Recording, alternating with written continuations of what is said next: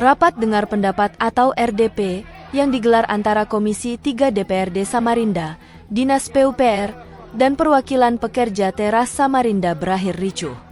Insiden terjadi saat anggota Komisi 3, Abdul Rohim melemparkan kotak makanan ke pejabat pelaksana PUPR, Ilham Syah.